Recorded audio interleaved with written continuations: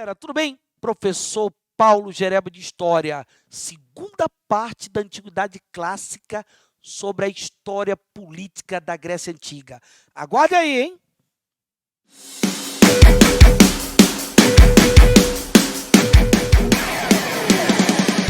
Ok, na primeira parte da aula da Grécia Antiga, nós discutimos os três primeiros períodos da história grega. O período pré-homérico, onde nós olhamos ali principalmente a formação da civilização creto-micênica, o período homérico e a formação das comunidades gentílicas dentro desse mundo grego, e o período arcaico, onde nós falamos da formação das chamadas cidades-estados, ou das polis helenas, das polis gregas. Ou seja, uma formação política fragmentada politicamente, sem unidade política, onde essas polis, como principalmente Atenas e Esparta, elas tinham suas próprias características e suas próprias independências, ou seja, a sua autonomia política, uma em relação à outra. Repare que Atenas ela vai evoluir politicamente. Atenas evolui politicamente, não só pela sua formação de base social e intelectual, mas também pelos seus legisladores. Atenas terá uma evolução política, ela vai evoluir do modelo aristocrático para o modelo democrático.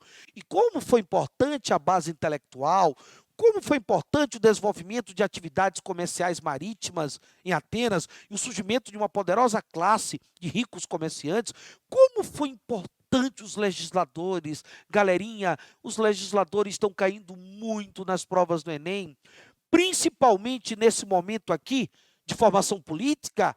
Não se pode deixar de falar de dois grandes legisladores. Solon, muito importante para a evolução política ateniense, para o modelo democrático. Solon aboliu a escravidão por dívida. Solon criou novos critérios de classificação da sociedade. Solon, na verdade, foi muito importante para poder trazer uma certa igualdade jurídica entre todos aqueles considerados cidadãos atenienses, ou seja, que nasceram em Atenas, que são filhos de pais atenienses, que são homens, que têm idade adulta. A legislação de Solon, as normas jurídicas realizadas por Solon foram muito importantes, principalmente a abolição da escravidão por dívida.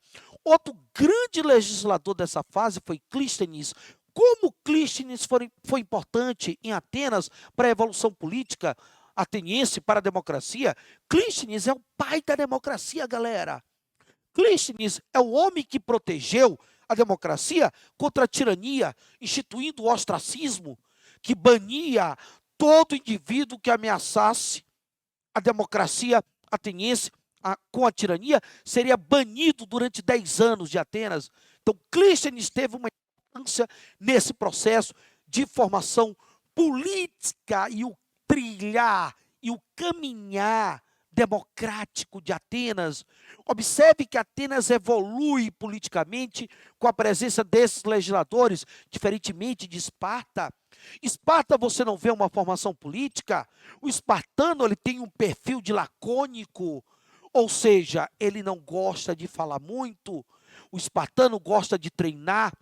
O espartano gosta de torneios, o espartano gosta de combater, porque o perfil dele é militarizado. O espartano, observe que não evolui politicamente.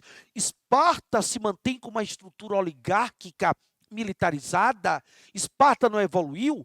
Praticamente você não ouve falar de legisladores em Esparta, a não ser uma figura lendária como Licurgo, onde se dizia que Licurgo ele fazia as leis espartanas e ia embora. Depois de muito tempo ele retornava e as leis estavam lá caducando, as leis estavam velhas. Então percebe-se claramente que Esparta não evoluiu, ela manteve uma estrutura política oligárquica militarizada. Então essas são as diferenças dessas polis, dessas cidades-estados como Atenas e Esparta, o que mostra que cada cidade-estado dessa tem a sua autonomia, tem suas características próprias, econômicas, políticas, sociais. Evidente que elas se aproximam, elas se aproximam no aspecto cultural, através do idioma, elas se aproximam através da religião, eles são politeístas, antropomórficos, eles acreditam em deuses como Zeus, Afrodite,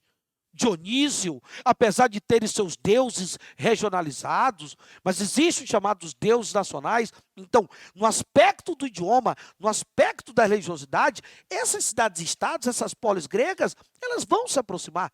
Elas têm uma certa unidade cultural. O que elas não possuem, galerinha, não esqueçam, é a unidade política. Pelo menos nesse processo de formação, durante o período arcaico, você não vai observar uma unidade política. Você tem uma certa unidade cultural, pela religião, pelo idioma, mas a unidade política não. Você vê um mundo fragmentado, não só pela religiosidade, pela questão relacionada ao aspecto geográfico, mas também pela questão relacionada à formação da cidadania, tanto do espartano como do ateniense. E aí nós chegamos no período clássico, e eu coloco essa imagem maravilhosa para vocês olharem, que com certeza muitos de vocês assistiram pelo menos um dos filmes 300. Muitos devem ter assistido um dos filmes 300. E aqui uma imagem magnífica, né? De um lado, eu tenho um ateniense, do outro lado, eu tenho, na verdade, o grande Xerxes, imperador persas. Inclusive, olhe bem para a imagem. Olhe bem para a imagem. Você se lembra quem é esse Xerxes? Rodrigo Santoro, né? Nós temos aí a imagem do grande Rodrigo, certo? Beleza? E aqui nós temos uma das principais questões que perpassaram pelo mundo grego durante o período clássico. Porque o período clássico, ele foi um período que você vai perceber não somente o apogeu das polis, nós teremos o apogeu de algumas polis. Por exemplo, Atenas vai vivenciar seu século V, seu século de ouro, seu século de Péricles, que foi o outro grande reformador que consolidou a democracia ateniense.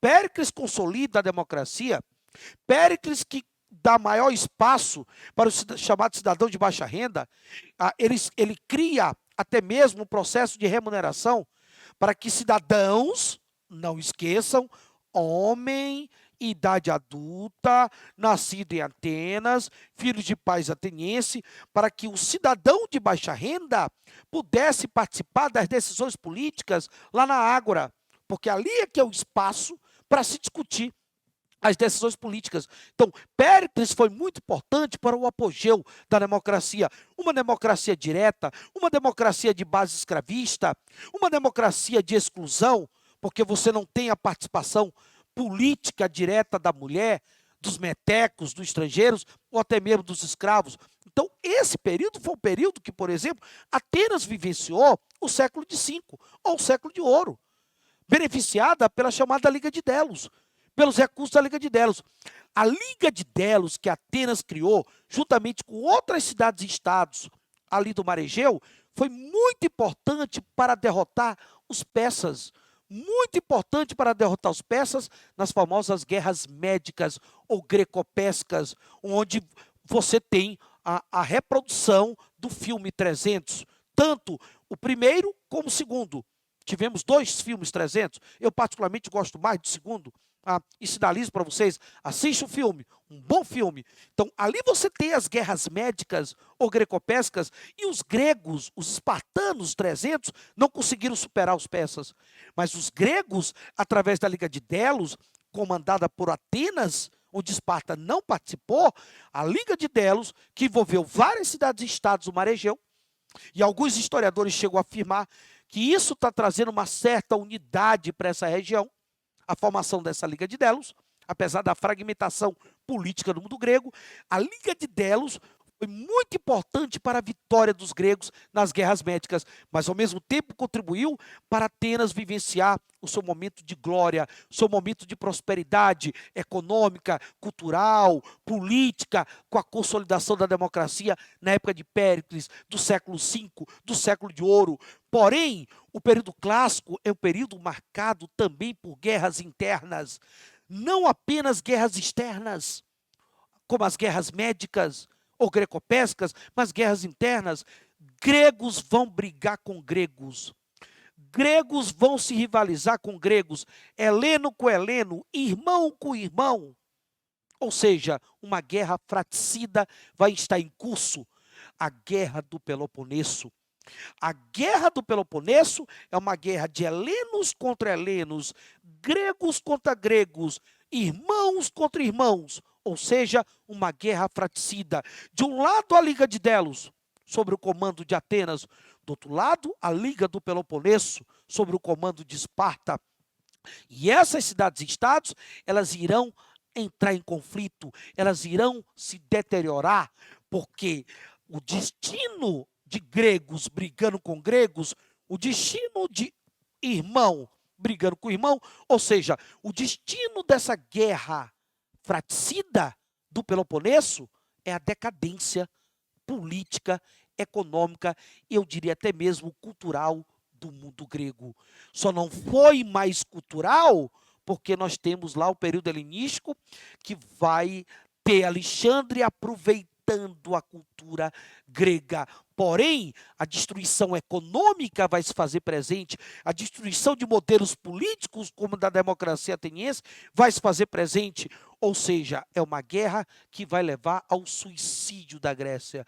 A Grécia vai entrar em suicídio, ou seja, as polis vão evidentemente entrar em suicídio por conta desses conflitos internos, o que favorece o enfraquecimento delas. E dessa forma vai favorecer a dominação. Essas cidades-estados serão dominadas facilmente, porque elas vão estar deterioradas por essa guerra fratricida, pela guerra do Peloponeso. Elas estarão deterioradas e isso favorece a chegada ao poder dentro do território grego de uma civilização conhecida como a Macedônia. A Macedônia, primeiro de Filipe, depois do seu filho Alexandre. A Macedônia irá simplesmente dominar o mundo grego, vai dominar essas cidades-estados deterioradas, essas cidades-estados arrasadas pelas guerras do Peloponeso, ou seja, por várias guerras internas. E aí você tem a Macedônia, primeiro de Filipe, depois de Alexandre.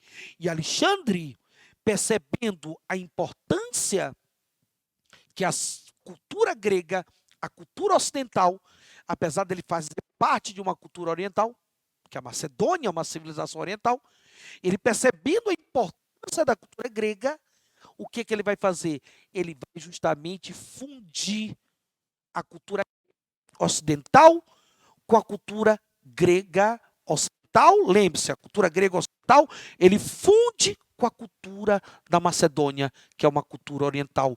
E essa fusão da cultura ocidental grega com a cultura oriental da Macedônia, essa fusão vai levar ao nascimento do chamado período helenístico, da cultura helenística, a cultura da mistura, a helênica com a cultura da Macedônia Oriental. E o grande responsável foi Alexandre o Grande.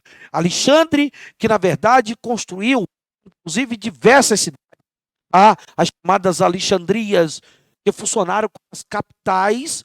Essas cidades, chamadas de Alexandrias, funcionaram como capitais do seu grande império, um dos maiores impérios de todos os tempos da antiguidade. Um império que somente vai cair após a morte de Alexandre. Alexandre, como não deixou herdeiros direto, os futuros herdeiros de Alexandre, aqueles que se prontificaram para poder assumir esse império, vão se rivalizar. Esses futuros herdeiros se rivalizam, eles começam a brigar entre si. E quem se aproveita dessas brigas internas dentro do império helenístico, pós-morte de Alexandre, quem se aproveita disso são os romanos. Os romanos chegam e dominam a Macedônia, assim como vão dominar também a Grécia, que já estava submissa dentro do Império Helenístico de Alexandre. E dessa forma, você tem aí o processo da formação de uma outra grande civilização na Antiguidade Clássica, que vai ser Roma Antiga. Entretanto, galerinha, a discussão que nós fizemos nesse segundo momento foi olhar as fases finais da história política grega, ou seja, o período arcaico, mostrando as diferenças, principalmente entre Atenas e Esparta, o período clássico, que é um período de apogeu, mas ao mesmo tempo período de decadência, por conta das guerras internas, como a do Peloponeso, e o período helenístico, onde você vê uma Grécia deteriorada por conta de guerras como a do Peloponeso e, evidente, a dominação da Macedônia e a fusão da cultura grega com a cultura oriental por Alexandre, que se teve aqui a chamada cultura helenística. Essa é a história política da Grécia, uma história marcada principalmente pela construção da cidadania, uma história marcada principalmente pela construção da ideia da democracia, quando você se refere a Atenas, uma história marcada pela filosofia, uma história marcada pela literatura, uma história marcada, acima de tudo, pelo debate, mas também pela militarização do espartano. Beleza, galera? Então, tá aí. Não esqueçam de estudar Grécia Antiga. É muito importante. Quanto mais você rever essa aula, melhor para o seu desempenho nas provas do Enem. Um grande abraço e até o nosso próximo encontro.